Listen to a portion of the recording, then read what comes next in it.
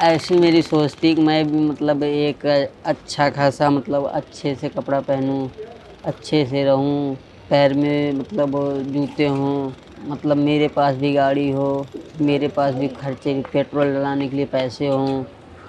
लेकिन अब ऐसी स्थिति है, अब तो ऐसा लगता है 2 साल भी काम करूँगा तो एक मतलब चप्पल सही से नहीं खरीद पाऊँगा अपने लिए।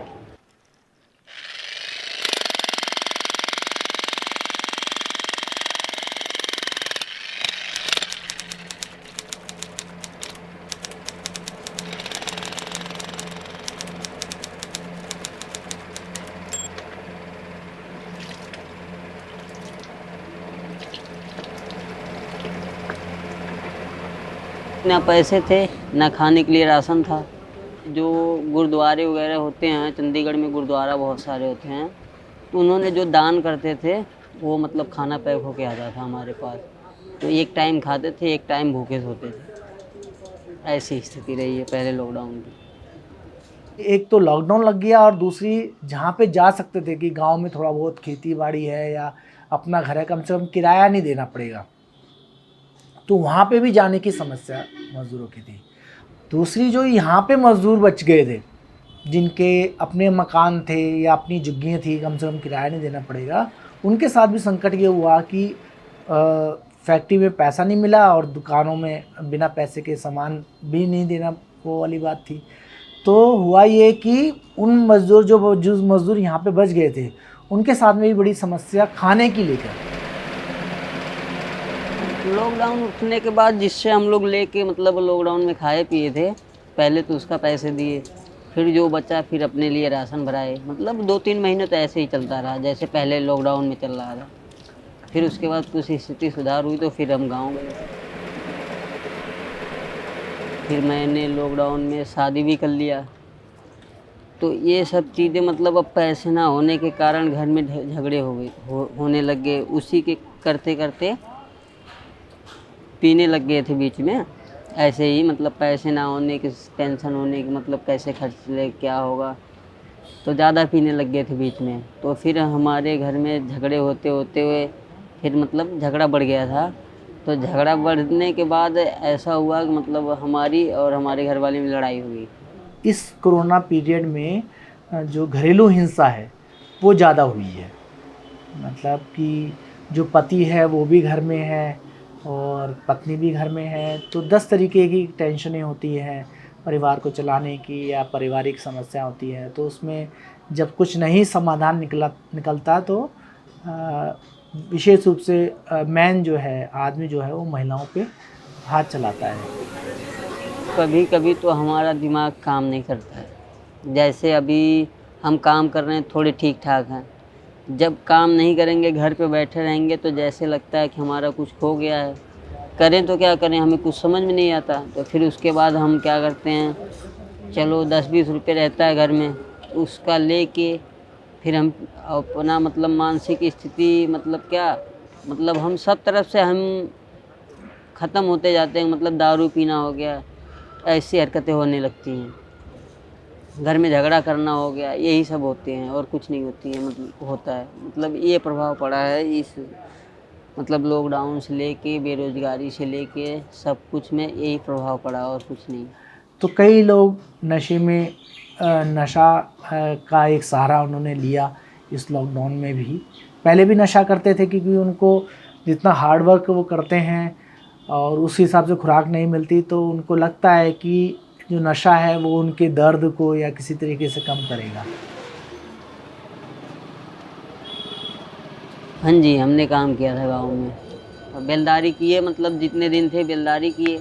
फिर नहीं खर्चा चला तो फिर अपने मतलब वाइफ से उधार लिए थे, तो उसी के बारे में ज़्यादा क्लेश हो गया। गांव की काम की स्थिति तो इस टाइम बहुत कम हो गई है। जो मतलब बंदे डेली करते थे वो हफ्ते में 1-2 बार जा रहे हैं काम करने। तो इस उम्मीद से तो काम नहीं है गांव में बिल्कुल। शहर से ही चीज़ें चलती हैं। जब शहर में मज़दूरों के पास पैसा आएगा, गांव में जाएगा तो घर बनाएंगे, हम खेती करेंगे, सारी चीज़ें यहीं से चलता है। जब यहीं से ब्रेक हो गया तो गांव में तो और ही स्थिति डैमेज हो गई। बात ये है कि अभी विशेष रूप से ये धान की जब रोपाई हो जाती है और ये बारिश का जो सीज़न है, इस समय कोई काम नहीं होता गांव में, लगभग 2-3 महीने कोई काम नहीं है। तो सारे लोग खाली बैठे हैं या वापस शहरों की तरफ आ रहे हैं कि किसी तरीके का भी कोई काम मिल जाए उनको। लॉकडाउन सारा खुलने के बाद ये स्थिति है कि मतलब काम ही नहीं है मार्केट के अंदर। फैक्ट्री में जाओ, जो काम कम है, पहले 8 घंटे में 13-14 हज़ार पा रहा था, उस पर अब कह रहे हैं 8 हज़ार 9 हज़ार। तो उसमें खर्चे कहाँ चलेंगे? जब 12-14 हज़ार में खर्चे नहीं चलते थे सही से, तो 8-9 हज़ार में कहाँ से खर्चे चलेंगे? तो अब ऐसा है कि दिहाड़ी कर रहे हैं, मतलब खर्चे चल जा रहे हैं कैसे किसी भी तरह खींच खाच के। महीने का पूरा नहीं हो पाता, कभी 20 दिन चलता है, कभी 15 दिन ही चल जाता है। मतलब खर्चे निकलते हैं, बस खाने के लिए हो जाए वही बहुत है। उसमें भी इधर उधर से किसी से लेना पड़ता नहीं, कभी बिना खाए सोना पड़ता है। तो सबसे बड़ा समस्या जो है आज के समय में रोज़गार का है।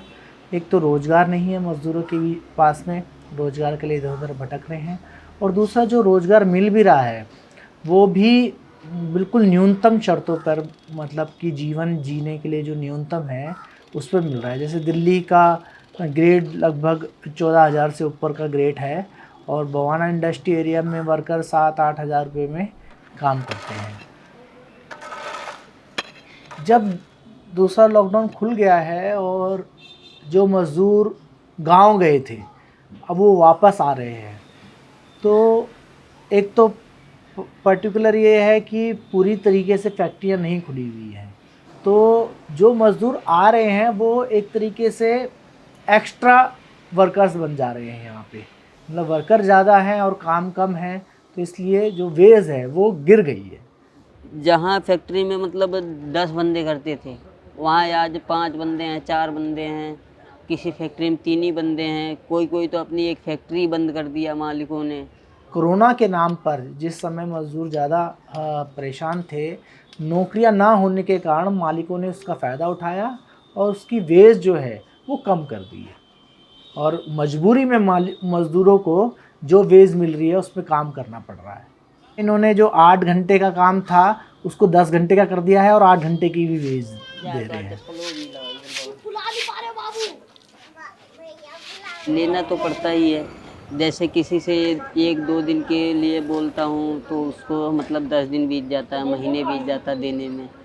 मतलब बहुत सारी उसमें हैं कि जैसे हम अभी एक टाइम खा रहे हैं तो उसको देने के लिए सोचते हैं थोड़ा कम कर लें, तो थोड़ा कम खाते हैं, फिर कम जब खाते हैं तो फिर बीमार पड़ते हैं। तो मतलब एक तरह से कम ही करेंगे तो एक तरफ लग ही जाता है वो पैसे कहीं ना तो कहीं।